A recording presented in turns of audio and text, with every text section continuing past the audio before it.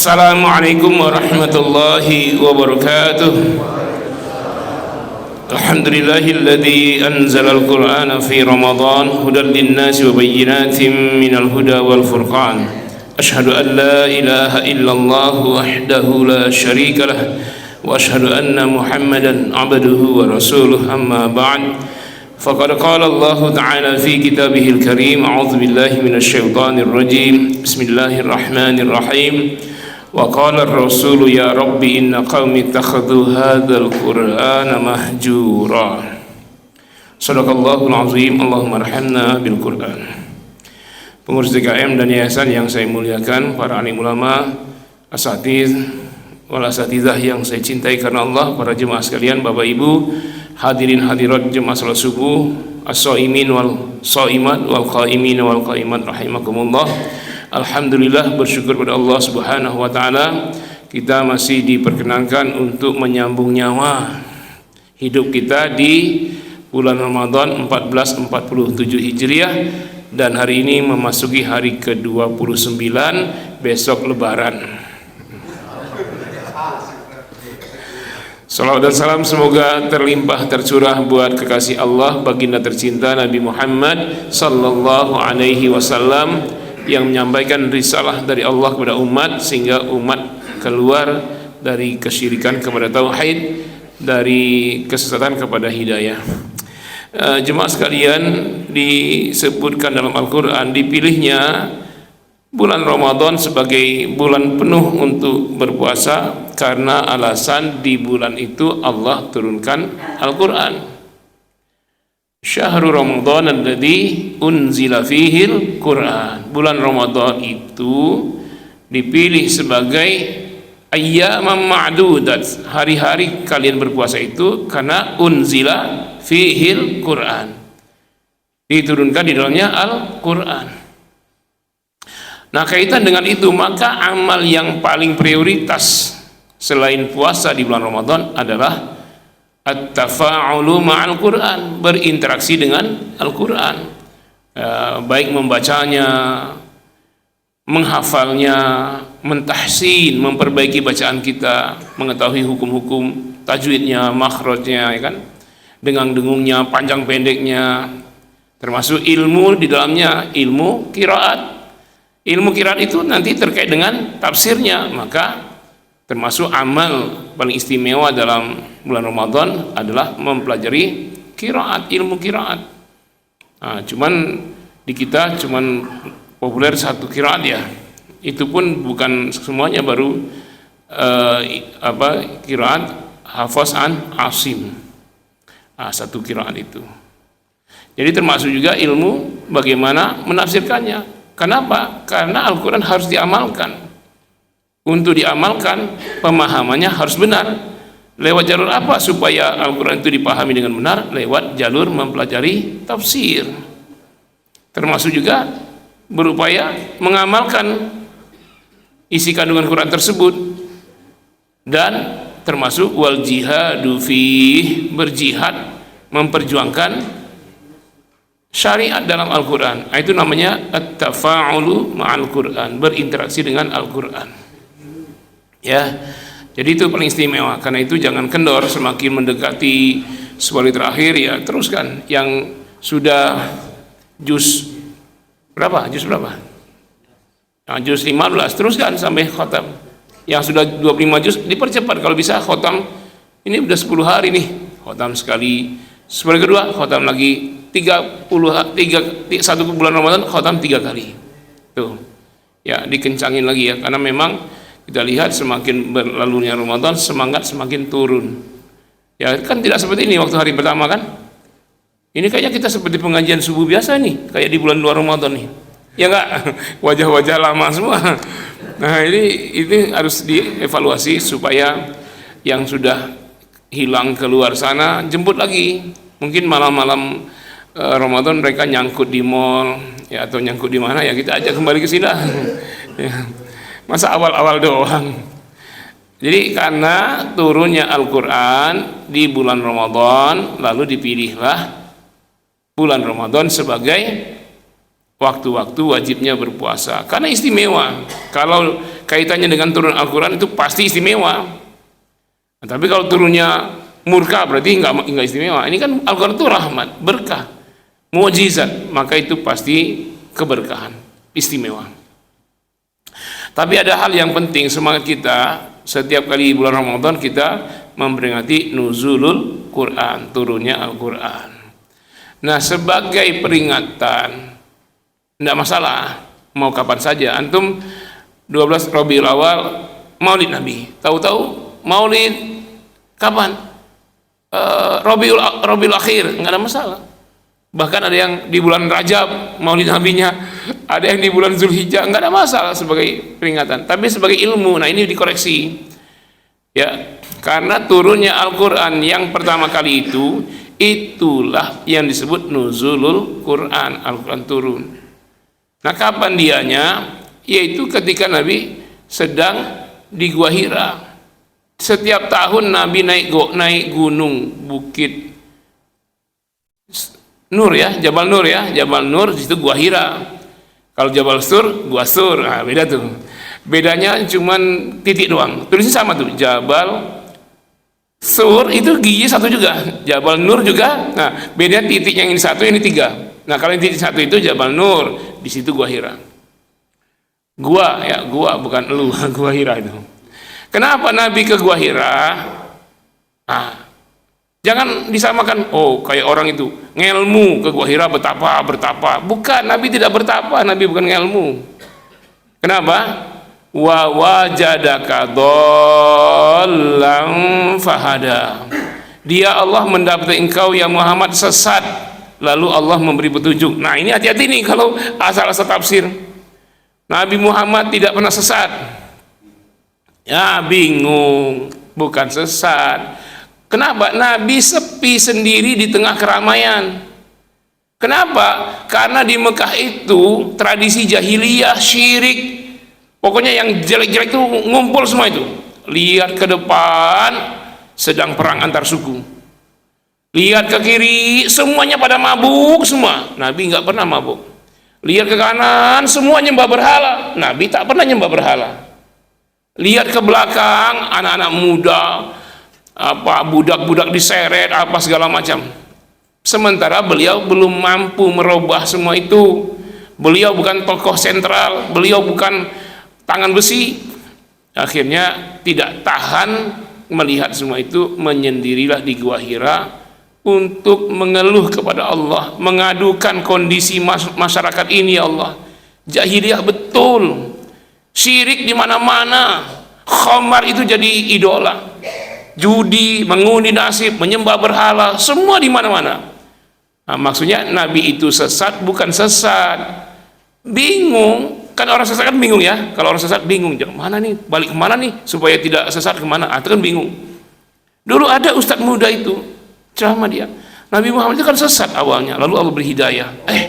Ada yang bilang gitu Pak, karena ayat itu wa wajadaka dhallan fahada, Tuhanmu mendapati engkau sesat ya Muhammad, lalu dia beri petunjuk. Bukan dolan sesat dalam pengertian syirik, dalam pengertian jauh dari hidayah, bukan. Ada tafsir lain, ketika Nabi pulang dari dagang dari Syam, Nabi kehilangan arah pulang ke Mekah, ontanya lepas. Nah, sesat jalan, mau kembali ke Mekah gimana, lewat mana? Beliau jadi pedagang sudah dari umur 8 tahun bersama pamannya. Ketika umur 12 tahun ke atas dilepas dagang sendiri. Coba kalau anak antum umur 12, coba Mekah ke Syam itu berapa kilo? 700 kilo, 750 kilo. Anak kita umur 13 tahun jaraknya 750 kilo Pak, baru balik ke sini. Resah nggak antum? Nah, itu makna wa wajadaka dhallan fahada. Hati-hati nih, kadang ustadz muda asal tafsir ya enggak. Nah, jadi di bulan Ramadan Nabi SAW meningkatkan amaliyah terkait dengan Al-Quran. Ini kita contoh ya, jangan sampai kita libur. Jangan libur. Kalau udah terbiasa ba'da sholat atau nanti pulang sebelum sholat duha atau setelahnya antum dapat 1 juz, ba'da zuhur 1 juz, sebelum tidur siang, ba'da asar lanjutkan, ba'da tarawih tambah lagi. Jangan ingat papan catur aja. Bapak catur, main catur, tahu-tahu buka puasa. Ya itu bersama Al-Quran lah, karena syahrul Ramadan alladzi unzila fihi Al-Quran. Bahkan dalam hadis yang memberi syafaat di akhirat itu memang asy-syafa'atul uzma, syafaat terbesar itu syafaat dari Allah lewat Rasulullah. Tapi ada syafaat kecil, as-sughra, asy-syafa'atus sughra. Di antaranya apa? As-saumu wal Qur'anu yashfa'ani lil 'abdi yaumal qiyamah. Puasa kita ini dan Al-Quran itu kedua-duanya memberi syafaat di yaumil akhir. Nah tuh, dapat nggak kita syafaat dari Al-Quran nanti, dari puasa? Tapi anehnya di surat Al-Furqan ayat 25, surat Al-Furqan ayat 30 ya, justru Nabi Muhammad nanti di akhirat akan memberi syafaat dari Allah, syafaat kubra, dan Al-Quran akan memberi syafaat sughra. Justru kedua-duanya akan mengadukan kita sebagai umatnya, sebagai orang yang lalai meninggalkan Al-Quran. Apa kata Nabi? Al-Quran menyebutkan a'udzubillahi minasyaitonirrajim, wa qala ar-rasul, Rasul berkata, ya Rabb, wahai Tuhanku, inna qaumi ittakhadhu hadzal qur'ana mahjura. Duhai Tuhanku, umatku menjadikan Al-Quran sesuatu yang diabaikan, ditinggalkan. Tuh. Apa itu mahjura? Ya tidak membacanya, tidak berupaya menghafalnya, tidak mempelajari hukum-hukum tajwid dan ilmu qiraatnya, tidak mengamalkannya, tidak berjihad memperjuangkan Al-Quran. Nggak ada reaksinya terhadap Al-Quran, nggak ada. Kayak orang-orang yang tidak ngerti Quran juga, biasa aja. Itu diadukan, bukan nanti di akhirat dapat syafaat, justru dapat pengaduan Rasulullah dan pengaduan Al-Quran itu sendiri terhadap dia. Al-Quran dan Rasul itu menghadap Allah. Ya Allah, ini kaumku ini, dia tinggalkan Quran. Padahal kedua-duanya, Rasul itu asy-syafa'atul kubra, Quran itu asy-syafa'atul sughra. Kedua-dua pemberi syafaat itu mengadukan hak umatnya. Coba. Karena itu jangan tinggalkan Quran, ya. Bukan maksudnya Quran dibawa terus dimasukin kantong, kalau tinggal dicari, bukan. Bersama Quran dalam hal menghafalnya, membacanya, mengamalkannya. Nah, ini sangat utama sekali amal di bulan Ramadan terkait dengan interaksi bersama Al-Quran. Hudal linnas wa bayyinatin minal huda wal furqan. Quran itu hidayah, petunjuk. Supaya apa? Supaya nggak sesat. Bapak mau kemana? Nggak tahu alamannya. Saya Ramadan banyak nggak tahu nih. Buka aja Google Map. Nanti ada emak-emak situ memandu itu. Nanti 300 meter belok kiri kata dia. Kita ikut aja Pak. Nanti ke depan masuk tol aja. Nah, sebelum tol bandara Anda keluar tol. Nanti putar arah sampai itu ke mana? Islamic Center Jakarta Utara. Tahu-tahu benar sampai Pak, ikutin aja apa kata emak-emak itu. Itu namanya hudan, petunjuk. Nah, Al-Quran itu memberikan petunjuk ke sorga. Ikutin saja katanya itu. Apa kata Quran? Ini halal, boleh Anda makan. Ini haram, jangan. Ini perintah, kerjakan. Ini larangan, jauhi. Ikutin saja apa kata Quran, dia menjadi petunjuk ke sorga. Tapi kalau kata Quran, ini kayak Google Map aja, jalan terus 300 meter, nanti ketemu simpang belok kiri, Anda belok kanan. 300 meter ke depan masuk tol, Anda nggak masuk tol. Nanti kata Quran lurus terus, Anda balik arah. Tujuannya Tanjung Priuk, tapi sampai juga, sampainya ke Tanjung Perak. Jauh banget ya, Tanjung Priuk sampai Tanjung Perak. Kenapa? Dilawan, mak-mak di Google Map itu dilawan, nggak mau diikuti. Sampai juga, tapi sampainya alamat lain. Nanti yang tidak ikut Al-Quran akan sampai juga, tapi bukan ke surga, ke neraka sampainya. Itu yang disebut dengan hudan.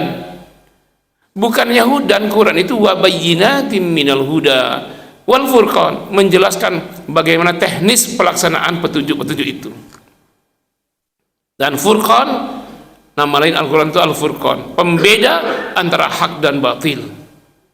Nah, jadi terhadap Al-Quran kita sami'na wa ata'na. Nggak usah dipakai sistem lain Pak. Pokoknya Al-Quran amalkan. Wajib sholat, wajib. Nggak usah tunggu voting DPR tentang sholat wajib atau tidak. Suara terbanyak wajib, angkat tangan. Yang sholatnya hukumnya sunnah, angkat tangan. Jangan, nggak usah di voting. Wajibnya sholat, wajibnya puasa, sudah. 1.000 orang semua mengatakan sholat tidak wajib. Prinsip wajib, kata Al-Quran wajib, nggak boleh suara terbanyak. Nah, hukum syara yang ada dalam Al-Quran itu jangan di voting, jangan diseminarkan. Kita laksanakan apa enggak ya? Seminar dulu. Seminar itu apa, Pak? Semi itu apa? Setengah. Ya kan, semi setengah kan? Nispun nar, neraka. Seminar nispun minan nar. Nah, udah setengah neraka itu. Masa hukum puasa diseminarkan? Ya wajib sudah, nggak usah diseminarkan. Pokoknya wajib, kata Allah wajib. Zina haram ya haram. Mau dimanapun zina ya haram. Jangan lihat kondisi lah kalau soal hukum dari Allah itu. Jangan nanti haram zina tapi di lokalisasi haram dikit, nggak bisa. Khamar haram, ya haram lah. Tapi di Amerika salju Ustaz, dingin banget, kalau nggak minum khamar nggak hangat badan. Jadi setengah haram ya, nggak bisa haram walaupun di kutub utara sekalipun. Nah, ini cara kita mengamalkan ajaran Quran. Namun di sini saya mau sampaikan koreksi. Kita ini memperingati nuzulul Quran itu di bulan Ramadan, betul. Karena Allah bilang Syahrul Ramadan alladzi unzila fihil Quran. Memang di bulan Ramadan. Tapi tepatnya kapan? Emang 17 Ramadan. Allah menyebutkan turunnya Quran pertama kali saat Nabi sedang bertahanus di Gua Hira itu 3 tahun ya. Umur 38 naik ke Jabal Nur, masuk Gua Hira, dari hari pertama sampai terakhir tidak terjadi apa-apa. Umur 39 naik lagi selama bulan Ramadan, tidak terjadi apa-apa. Umur 40 hari pertama normal sajalah, tapi setelah malam ke-20 yang terakhir di bulan Ramadan, umur beliau 40, terutama di malam-malam ganjil. Ya nggak? Tiba-tiba entah malam 27, entah malam 25, entah malam 21, entah malam 23, entah malam 29. Pokoknya malam ganjil. Beliau dipeluk oleh makhluk raksasa. Nggak sempat lihat wajahnya gimana, nggak sempat. Ya, pokoknya dipeluk dari belakang. Iqra, bacalah. Nabi dipeluk selama 3 tahun nggak pernah terjadi apa-apa, tiba-tiba dipeluk dengan kencang dari belakang. Apa nggak cemas coba? Waduh, ngeri ya. Antum coba 3 tahun di gua sendirian, nggak ada kejadian apa-apa. Tiba-tiba dari depan lihat bayangan doang. Ngeri nggak? Baru lihat bayangan, Nabi nggak bayang lagi, dipeluk, Pak. Iqra, kan gemeter. Ma Nabi Qori, saya tak mampu baca. Iqra, ma Nabi Qori. Iqra bismi rabbikal ladzi khalaq, khalaqal insana min 'alaq. Iqra wa rabbukal akram alladzi 'allama bil qalam, 'allamal insana ma lam ya'lam. Hilang tuh makhluk. Karena panik langsung turun dari Jabal Nur, keluar gua, lihat ke atas ada makhluk raksasa nutupin semua langit dari ujung timur sampai ujung barat, dari utara selatan, nutupin semua, ngembangin sayapnya 600 pasang. Coba kalau antum keluar masjid, di langit ada makhluk raksasa segitu, Pak. Bintang ketutupan, bulan ketutupan, semua ketutupan, nggak ada kecuali dia di atas langit. Gimana, Pak? Ngeri tidak tuh? Lagi bentangin sayapnya, kalau dia ambruk aja ke bawah, habis kita. Wah, matanya segede lapangan bola, entah lebih besar dari itu. Gimana coba? Makin gemeter. Tapi Nabi tidak kayak kita, kalau panik turun gua, turun gunung, ngelinding kita ya. Nabi masih waspada, walaupun panik lihat ke atas, tapi turun gunung masih selamat, turun Jabal Nur selamat. Tapi fisik sudah, kondisi psikis itu mempengaruhi fisik. Demam Nabi, sakit, Pak. Bukan sakit karena salah makan, sakit karena kondisi badan, enggak, karena psikis mempengaruhi fisik, jadi demam. Sampai ke rumah, zammiluni, duhai Khadijah, selimutin saya, selimutin saya. Rasul sangat panik, Khadijah istri soleha enggak ikut-ikutan panik, menenangkan. Ya kan, kayak istri kita kan, kalau lagi panik ditenangkan, enggak ikut panik. Nah, kemudian Rasul berbaring diselimutin. Tidak apa-apa ya suamiku, ya Muhammad, engkau orang baik. ayahmu orang baik, kakekmu semua, paman-pamanmu orang baik, tidak mungkin yang buruk menimpa engkau. Nah, itulah istri solehah itu. Enggak ikut-ikutan panik juga. Nah, dapat kata-kata indah dari istrinya, beliau tenang, baru bisa cerita. Ya ceritalah, ada yang mendatangi saya ini, sudah 3 tahun nggak ada yang datang, tiba-tiba ada yang datang di peluknya saya. Pas keluar makhluk itu udah di langit, lihat aslinya malaikat Jibril. Nah, ini Bunda Khadijah itu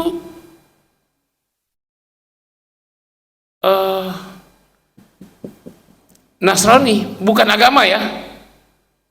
Saya mau tanya, Rasul nikah itu dengan Muslimah atau dengan Nasrani waktu menikahin Khadijah itu?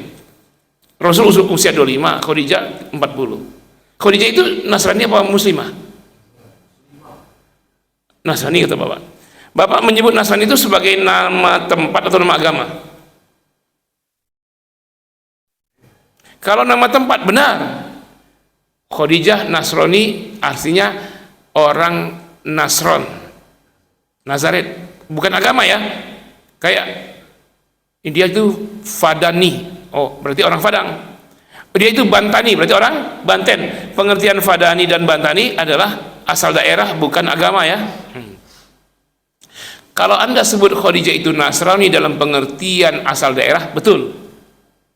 Memang awalnya Nasrani itu bukan nama agama. Yahudi juga bukan nama agama.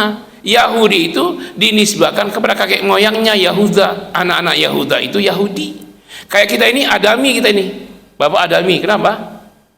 Anak cucu Adam, atau disebut Bani Adam ya enggak? Muhammadi, orang ikut ormas Muhammadiyah. Nahdiyi, orang ikut ormas NU. Ada MU, ada NU. Nah, itu Liga Inggris tuh. Kalau MU itu Manchester United, kalau NU Newcastle United. Sering itu Pak berkelahi di lapangan itu antara MU dengan NU. Tapi di Indonesia ada juga MU dengan NU ribut soal lihat bulan. Kalau mau puasa nanti nih musawal nih ribut lagi tuh lihat bulan. Orang kafir udah nginjak bulan, ini masih ribut lihat bulan. Ya kan orang nggak naik ke bulan, dia injak bulan. Neil Armstrong dan siapa-siapa. Nah, jadi Rasul tidak menikah dengan orang beragama syirik. Khadijah itu keturunan kakek-kakeknya itu ulama-ulama Nasrani yang memegang kitab asli, yang lari dari kejaran Romawi. 300 tahun setelah Nabi Isa wafat, ada rapat konsili antara pihak keagamaan Katolik dengan Julius Kaisar Romawi. Disatukan pendapatnya tentang ketuhanan, manusia jadi Tuhan. Maka diangkatlah oleh mereka Yesus Kristus itu Trinitas, salah satu dari 3 oknum Tuhan. Manusia diangkat jadi Tuhan.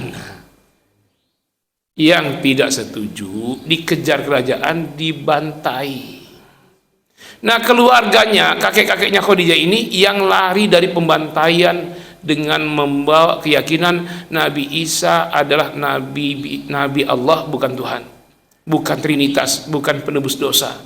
Sebagaimana Nabi Musa, sebagaimana Nabi Sulaiman, itulah posisi Nabi Isa. Nah, kalau dia tetap dengan keyakinan ini, kedapatan oleh kerajaan dan pihak kependeritaan Katolik, dibantai keluarganya. Makanya Khadijah itu termasuk yang masih terjaga akidahnya. Sehingga ketika Nabi menikah dengan Khadijah, usia Nabi 25, Khadijah 40, Nabi menikah dengan seorang muslimah. Karena Yahudi Nasrani itu bukan agama, tapi itu kesukuan dan nama tempat. Tapi di sekolah-sekolah kita, buku agama SD kita, agama samawi ada 3, Islam, Yahudi, dan Nasrani. Keliru tidak tuh? Sangat keliru itu. Agama samawi cuma Islam. Semuanya agama bikinan. Hindu, nama daerah Hindi. Buddha, nama orang itu Buddha itu, bukan agama. Sekarang jadi agama. Saya nih disclaimer dulu, saya sedang tidak menghina agama lain ya. Saya sedang menjelaskan akidah umat Islam di masjid, di tempat ibadah Islam. Jangan nanti jadi YouTube ini protes mereka, datang bawa protes pakai salib gede ke Masjid Jabal Ar-Rahmah. Saya tinggal di Ciputat. Ustaz Abdul Halim yang sibuk nanti. Wah, gimana kalkulasinya gimana? Enggak ya, mohon maaf ya, agama lain ya. Anda jangan dengar, salah sendiri kalau Anda dengar. Ya. Jadi itu kita harus revisi dulu supaya kalau ada ustadz yang bilang Nabi menikah dengan orang Nasrani, bisa benar bisa salah. Kalau maksudnya orang Nasrani itu asal daerahnya Nasron, betul. Tapi kalau maksudnya agama, enggak, Nabi tidak menikah dengan agama orang Nasrani pada saat itu ya. Enggak sampai situ. Kata Khadijah, ada paman saya, dia tokoh agama, ahli, dia tahu ini yang menimpa engkau ya Rasulullah. Belum rasul, udah rasul ya waktu itu ya, udah resmi ya, dari wisuda. Jadi menerima wahyu pertama itu wisudawan jadi rasul. Kalau kita sekarang jadi S3. Kalau antum S3 setelah itu gimana? Santuy ya, banyak yang manggil-manggil, ceramah di seminar, jadi pembicara narasumber ya, enak ya hidupnya ya. Tapi Nabi setelah wisuda itu masa sulit sesulit-sulitnya. Bukan makin lempeng, makin tambah sulit setelah wisuda itu. Beda kalau antum wisuda S3, enggak ngelamar aja orang datang, Pak Ustadz bisa nggak ngisi seminar di sini, narasumber di sini, ya kan gitu kan kalau antum S3.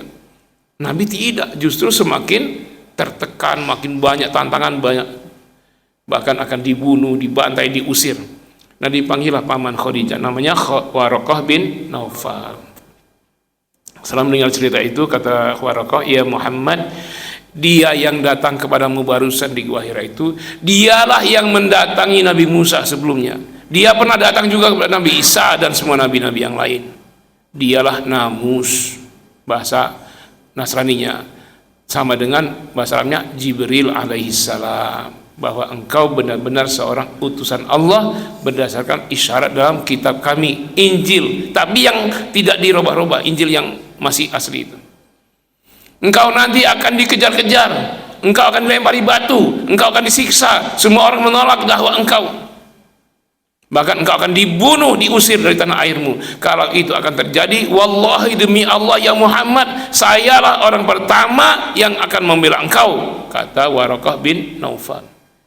Tapi sayang disayang, beberapa bulan setelah itu Waraqah bin Naufal wafat. Berarti niatnya udah sampai ya, membela Rasul. Nah, jadi itulah peristiwa nuzulul Quran. Nah, sekarang yang saya mau koreksi itu soal kapannya. Kalau Anda memperingati nuzul Quran kapan saja boleh. Ustaz, kita mau nuzul Quran kapan? Hari pertama Ramadan. Bikin tuh Pak, biar gempar dunia ini ya. Nggak masalah itu. Ustaz, kami ingin peringati nuzul Quran 29 Ramadan. Nah, nggak masalah. Kalau Anda maulid nggak mesti 12 Rabiul Awal. Nah, masalahnya ini dipatok 17 Ramadan, ya enggak? Nanti Istiqlal 17 Ramadan, nanti masjid lain 17 Ramadan. Dari mana? Kalau sebagai peringatan enggak masalah, sebagai ilmu sejarah maka ini dikoreksi. Kenapa 17 Ramadan bukan nuzul Quran? Karena nuzul Quran itu satu paket dengan Lailatul Qadar. Allah yang bilang tuh di surah Al-Qadar, a'udzubillahi minasyaitonirrajim, inna anzalnahu fi lailatul qadar. Sesungguhnya kami turunkan Al-Quran itu di malam penentuan, malam Lailatul Qadar.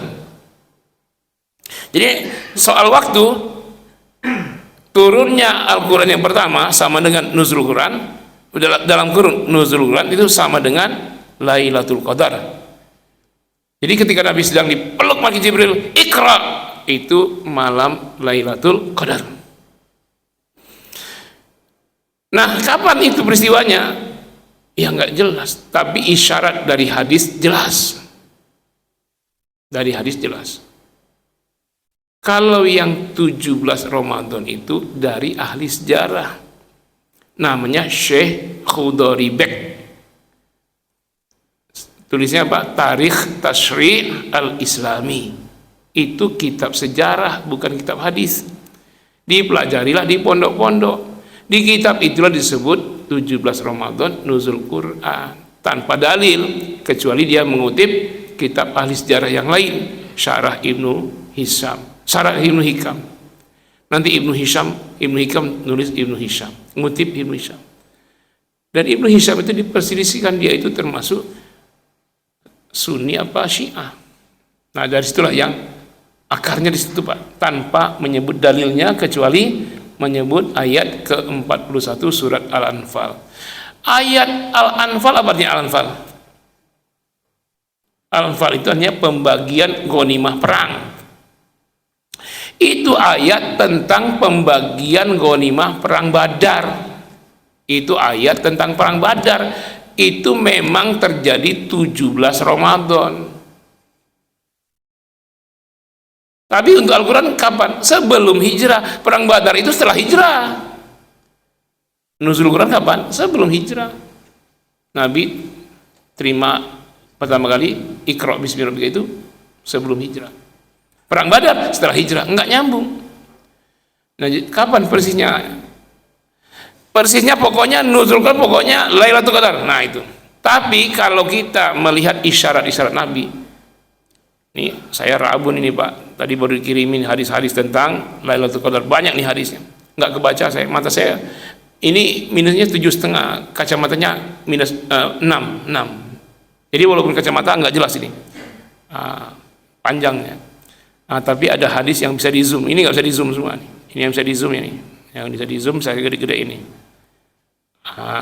Baru tadi saya minta sama Ibad, pas di sini mau azan, tolong kirimkan hadisnya, carikan. Ini hadis tentang nuzulul Quran.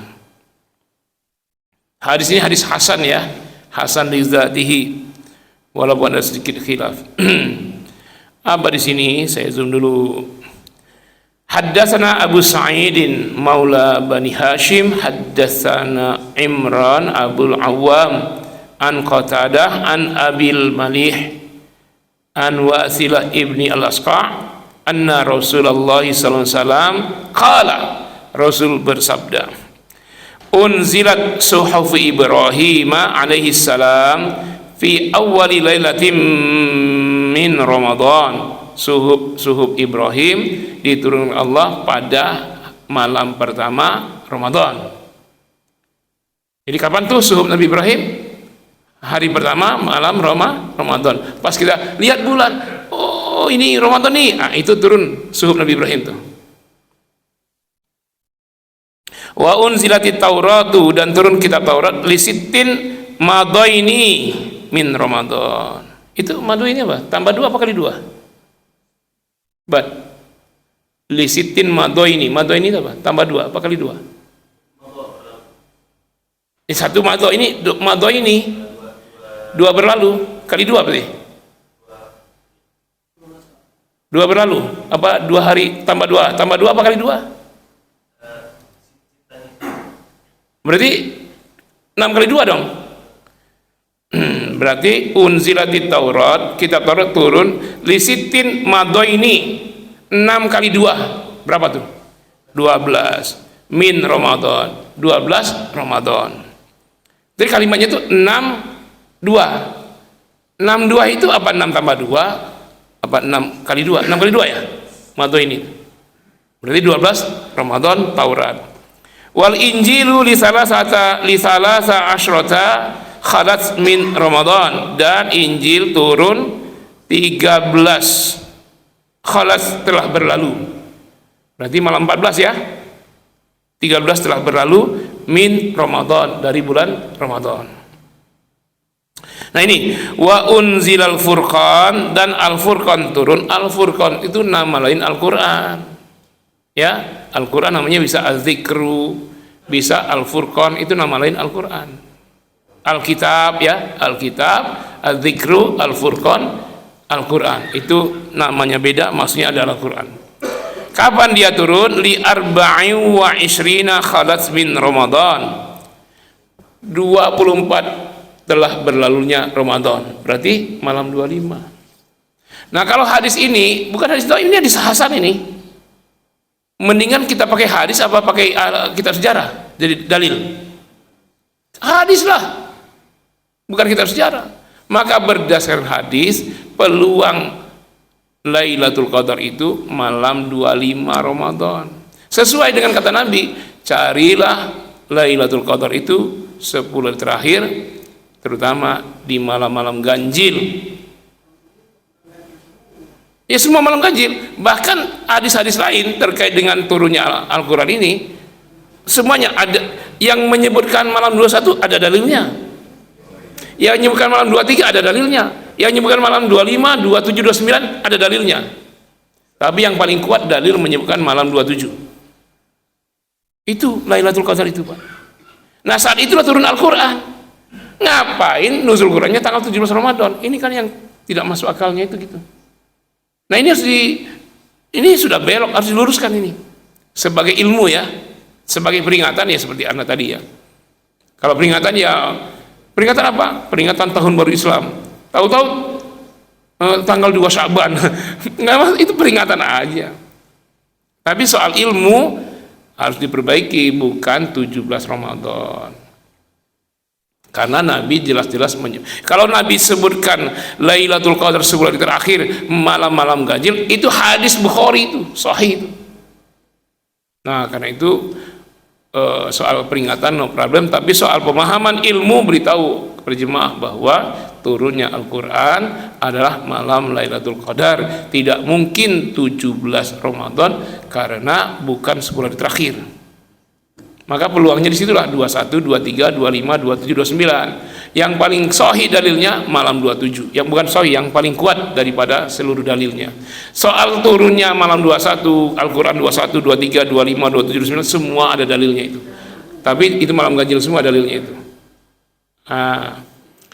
Terutama yang paling kuat malam 27. Nah, itu kalau di negeri Arab malam 27 itu qiyamul-lailnya ramai sampai semua jalan-jalan di depan masjid semua penuh, semua jemaah.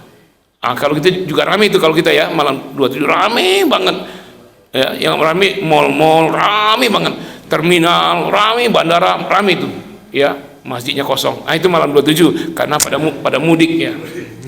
Kalau di Arab tuh malam 27 ramai. Makanya bertahanlah, nanti kalau antum iktikaf ya malam-malam ganjil itu jangan lewat. Nanti antum ketemu si Lailah. Siapa si Lailah? Jangan cemburu ibu-ibu. Si Lailah itu memang cantik jelita, tapi nama lengkapnya Lailatul Qadar. Kecantikannya kata Allah, kata Rasul, khairun min alfi syahr. Lebih cantik, lebih ganteng daripada 1000 bulan.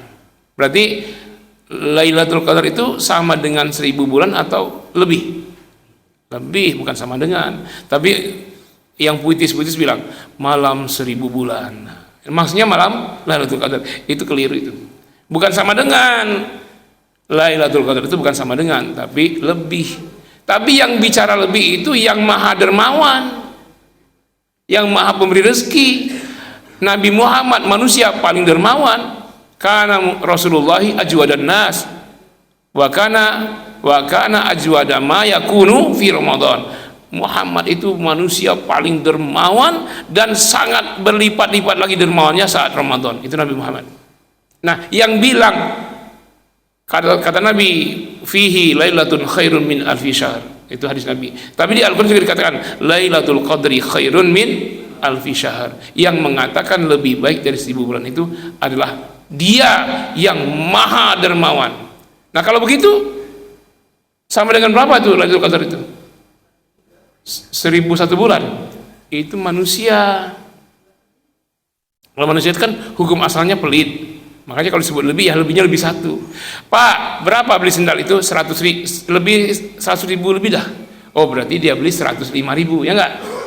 Ya enggak? Bapak misalnya, Pak, sendal Bapak berapa harganya? Dipakai lebaran kan 100.000 lebih. Oh, berarti kisaran 105.000 ya. Kenapa? Karena kita hukum asalnya pelit.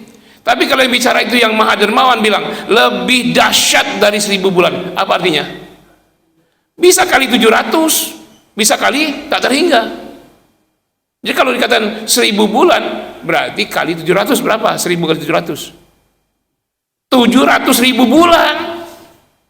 Jadi kalau Allah bilang lebih dahsyat dari 1000 bulan, Lailatul Qadar itu bisa malam 700.000 bulan. Karena yang bicara itu yang maha dermawan. Yang Maha Dermawan itu bilang di surat lain, di surat Al-Baqarah ayat 261 itu, Anda berinfak satu, masalul ladzina yunfikuna amwalahum fi sabilillah kamatsali habbah ambatat sab'a sanabila fi kulli sumratin mi'atu habbah. 1 dikali 700. Nah, yang bilang lebih baik dari 1000 bulan itu yang memberikan lipat ganda minimal 700. Bahkan wallahu yudha'ifu, masih Allah lipat gandakan lagi dari 700 itu. Makanya malam Lailatul Qadar itu bukan 1000 bulan, bisa jadi 700.000 bulan atau 7 juta bulan. Apa yang membuat kita tidak semangat meraihnya, coba? Nah, ini cara kita menafsirkan Al-Quran, bukan letter like ya, kecuali kalau mazhabnya Zohiri. Ya ini yang Maha Dermawan yang bicara itu. Tapi itu yang didapatkan oleh orang yang dari awalnya sudah istiqomah. Bukan begini, awalnya 3 hari penuh, ujungnya 3 hari terakhir baru penuh. Bukan, tetap istiqomah ya, apalagi malam-malam di bulan Ramadan. Ayo semangat coba. Bahkan kata Nabi, nazala rabbuna tabaraka wa ta'ala ila sama'id dunya, turun Tuhan kita Allah tabaraka wa ta'ala ke langit dunia di malam-malam hari. Itu tidak disebut Ramadan atau luar Ramadan di hadis itu ya. Fayaqulu, dia berkata, ya sepertiga malam akhir, maksudnya malam-malam orang sholat qiyamul lail. Kalau di luar Ramadan itu sholat qiyamul lail.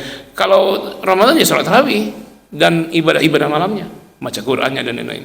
Fayaqulu, Allah berkata, hal min da'in, mana dia orang yang sedang berdoa, mana fa astajibalah, saya akan kabulkan doa-doanya.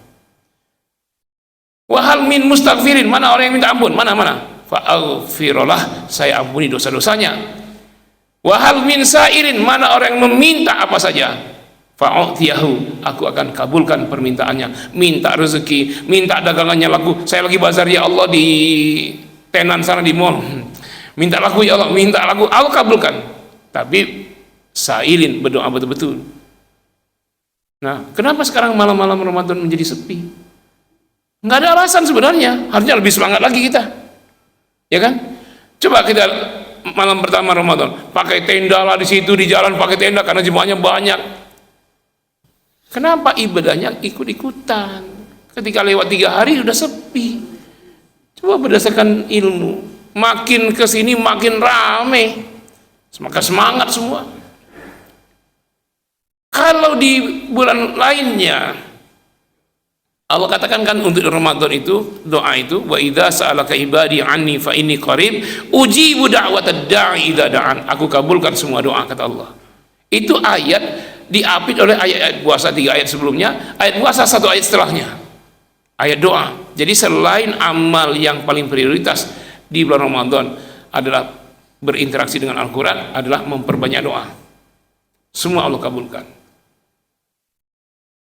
Apa bedanya? Kalau bulan Ramadan Allah sangat royal memberikan ampunan, sangat royal memberikan pahala. Memang Allah royal di hari kapanpun, tapi lebih-lebih lagi di bulan Ramadan.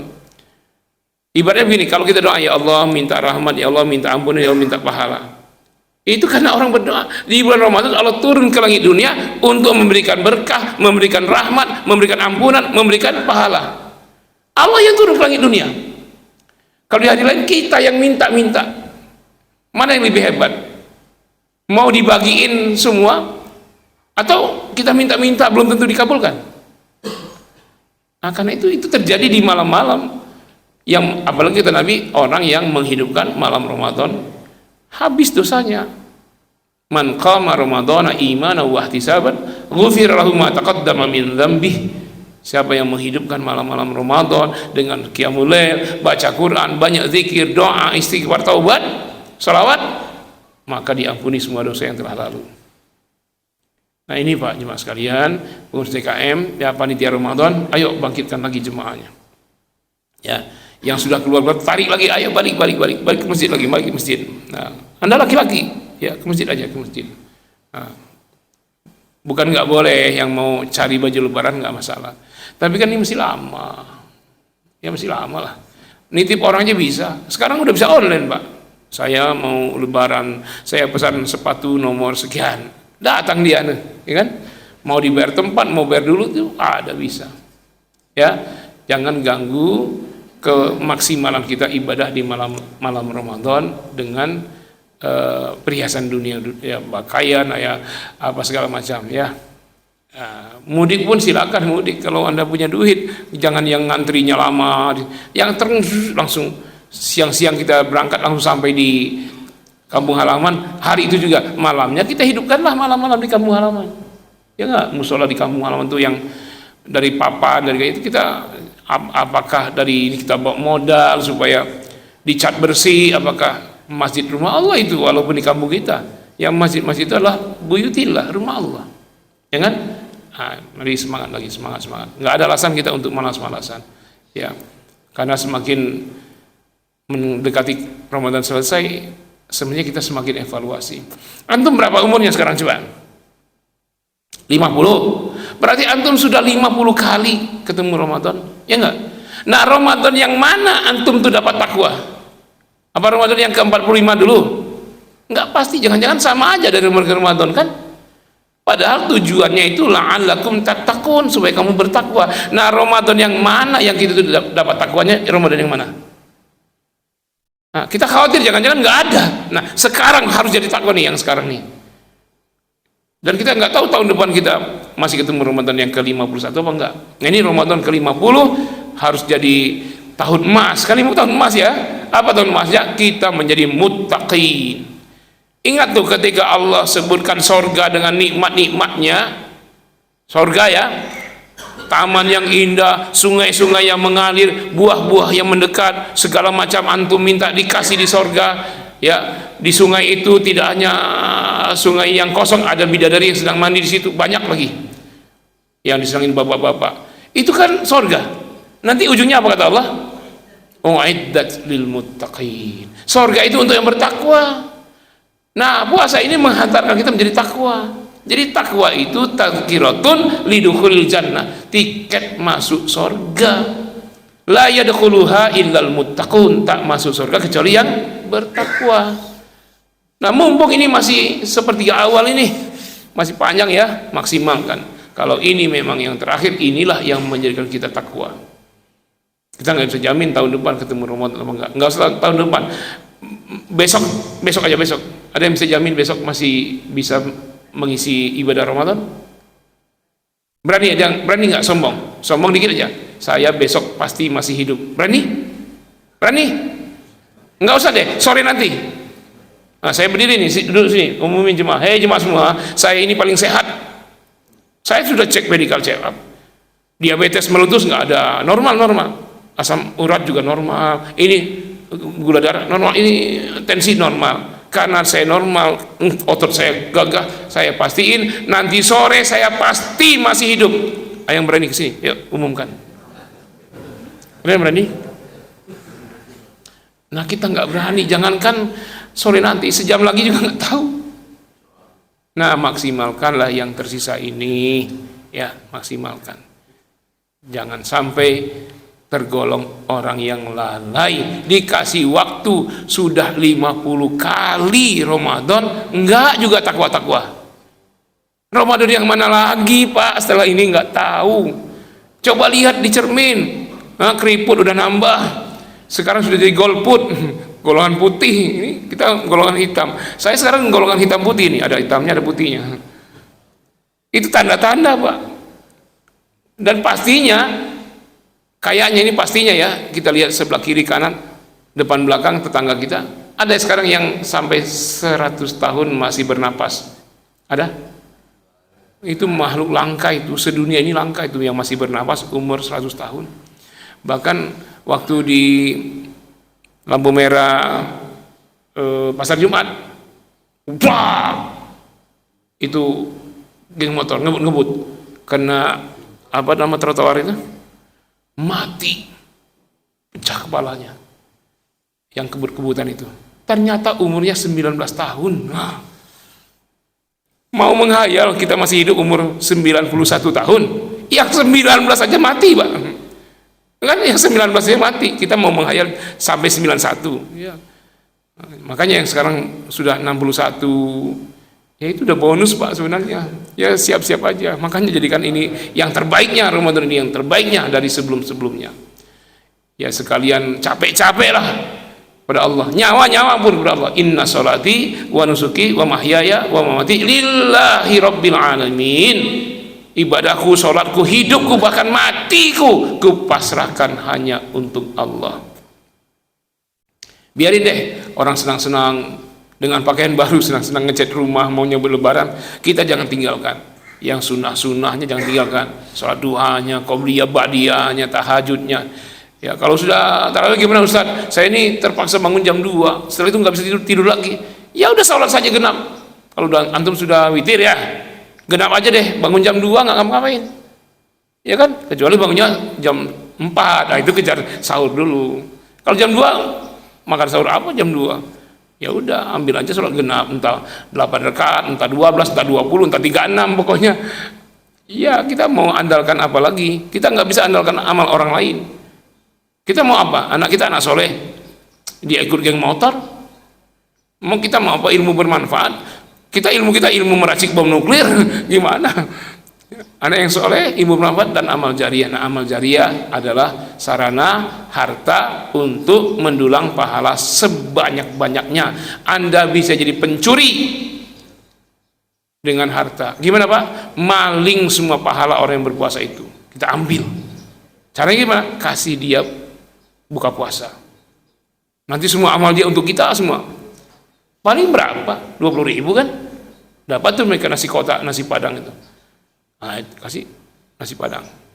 Semua amal dia, puasanya, baca Qur'annya, sholat tarawihnya, semuanya kita ambil pahalanya. Tapi dia tidak berkurang sedikit pun pahalanya. Nah, manfaatkan harta kita di bulan Ramadan ini untuk mendulang pahala sebanyak-banyaknya, tidak hanya dari amal kita tapi dari amal orang lain. Jadilah orang maling ya, artinya apa? Bukan maling perampok, bukan maling pahala orang, tapi dia nggak rugi, dia tetap utuh. Setelah dimaling pahalanya tetap utuh. Nah, itulah maling yang terbaik itu. Tapi jangan diartikan maling apa? Maling tanda kutip nih ya. Ya itu saja barangkali yang saya sampaikan. Barangkali ada tanya jawab, saya masih bisa sampai jam mungkin sampai Anda ya jam 1 siang. Anda saya sampai jam 6:15 aja. Silakan kalau pertanyaan. Ya Bapak apa ya? Ya Bapak dulu ya. Silakan Pak. Ya, assalamualaikum warahmatullahi wabarakatuh. Waalaikumsalam warahmatullahi wabarakatuh. Ini fenomena dari tahun ke tahun yang Pak Ustadz singgung tadi, di awal, di tengah, di akhir, orang cenderung mencari keduniawian dalam arti untuk menghibur diri gitu, melalaikan ibadah yang melimpah di akhir atau di bulan Ramadan. Itu memang karena memang dia tidak menjemput hidayah atau dia mengabaikan hidayah? Enggak Pak, kalau Anda cari uang, cari ini bukan cari dunia ya, itu cari pahala juga. Cari nafkah di bulan Ramadan itu cari pahala sebenarnya. Masalahnya di mana? Di niat saja. Anda tetap buka toko, tetap jualan, tetap bisnis, tapi 10 menit sebelum azan udah di masjid, toko tutup sebentar. Kan kita nggak pakai makan siang kan? Habis zuhur balik lagi ke toko, buka lagi. Itu memang terus, tidak boleh berhenti. Jadi puasa ini tidak menyebabkan kita tidak jualan, tidak cari nafkah. Justru lebih gisit lagi cari nafkahnya dengan niat. Apalagi cari nafkahnya supaya nanti bisa full rezekinya. Malam ke-21 tutup, saya mau itikaf. Nah, jadi sekarang cari banyak-banyak dulu untuk modal ketika kita itikaf tidak keluar. Itu malah ibadah hebat itu. Jadi jangan begini pengertiannya ya, ini kan Ramadan, sudah toko tutup semua, nggak jualan lagi, nggak bisnis lagi, nggak ngapain, pokoknya di masjid aja. Salah juga. Nanti orang kafir yang ambil rezekinya, orang kafir yang jualan, kita yang puasa Ramadan, mereka yang ambil berkahnya. Ya, ini kan bulan berkah, syahrun mubarakun. Jangan tinggalkan cari duit. Tapi di sela-sela lagi cari duit, kalau dulu kita ke masjid pas azan, sekarang ke masjidnya karena ini Ramadan nih 15 menit sebelum azan. Nah, gitu aja. Nanti pulangnya bisa lebih cepat buka tokonya. Kenapa? Kita tidak pakai makan siang. Masa kita ke masjid makan siang buka toko? Batal lah. Nah, karena itu ya tinggal ya amalnya bisa jadi amal biasa seperti bulan Ramadan, tapi di hatinya niatnya diperkuat. Ya. Nah, jangan berpaham kalau saya tidak sepaham ya. Pokoknya bulan Ramadan tinggalkan semua aktivitas duniawi. Aktivitas duniawi itu ibadah juga. Antum ke pasar jualan, yang sekolah ke sekolah, yang ngajar di kampus, dosen ngajar, itu tinggal menjaga niat aja, itu ibadah juga, dan itu ibadah bulan Ramadan. Bukankah ngajarin mahasiswa itu amal jariyah, ilmu bermanfaat?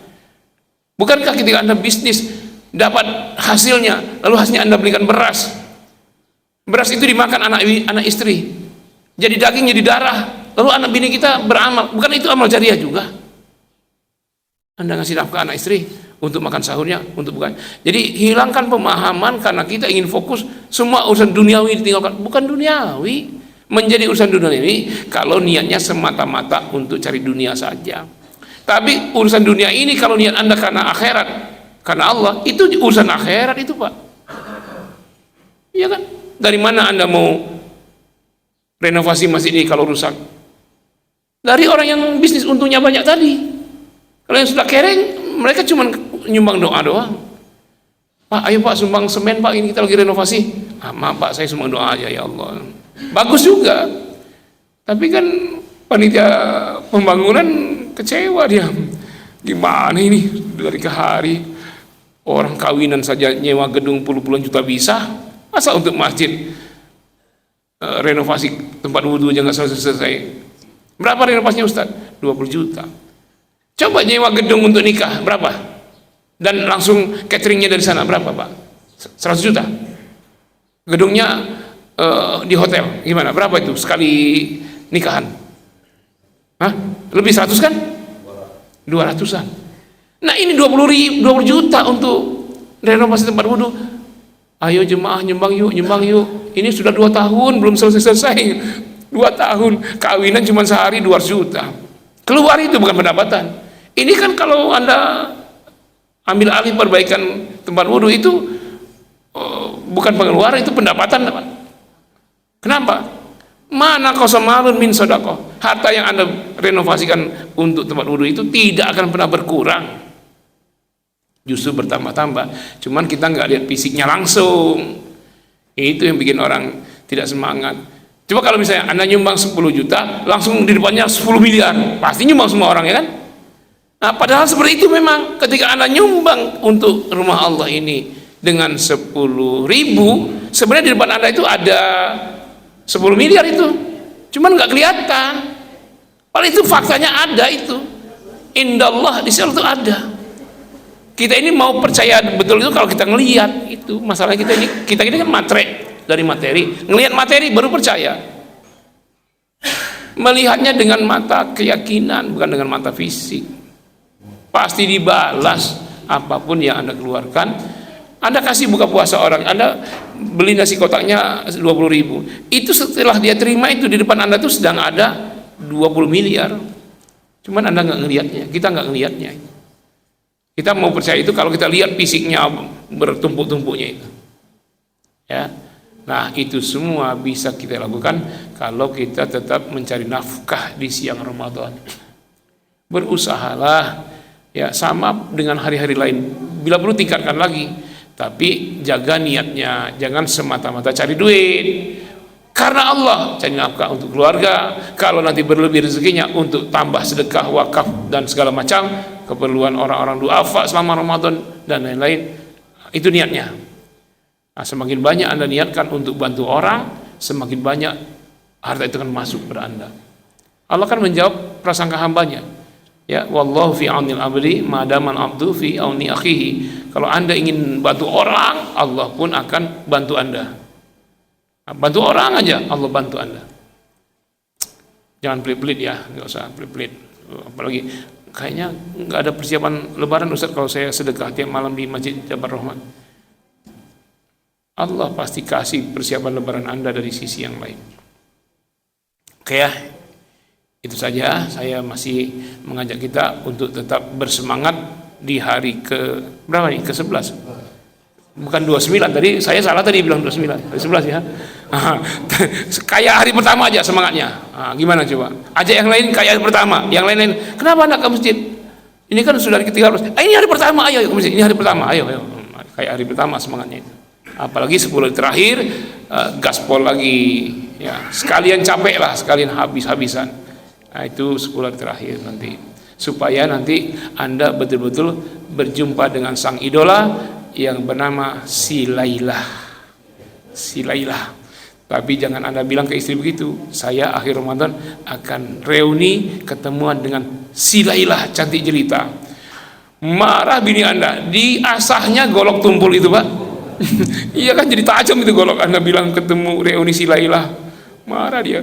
Namanya lengkap-lengkap, namanya Lailatul Qadar. Nah itu, jangan nama panggilan saja si Lailah. Ya, siap ya. Mari tetap semangat. Ke panitia Ramadan, ya gaspol, ya jemaah pengurus masjid, kita tingkatkan lebih dahsyat lagi. Malah menjelang hari terakhir lebih semangat lagi. Mudah-mudahan inilah Ramadan kita yang menghasilkan la'allakum tattaqun itu ya. Benar-benar menjadi orang yang bertakwa, meraih tiket masuk surga. Mohon maaf yang sebesar-besarnya, kita akhiri istighfar. Astaghfirullahaladzim, astaghfirullahaladzim, astaghfirullahaladzim. Surat Wal Asri, a'udzubillahi minasyaitonirrajim. Wal 'asr, innal insana lafi khusr illa alladziina aamanu wa 'amilus shalihat wa tawassaw bil haqq wa tawassaw bis sabr. Kafar majlis. Subhanakallahumma wa bihamdika asyhadu an la ilaha illa anta astaghfiruka wa atubu ilaik. Wassalamu alaikum warahmatullahi wabarakatuh.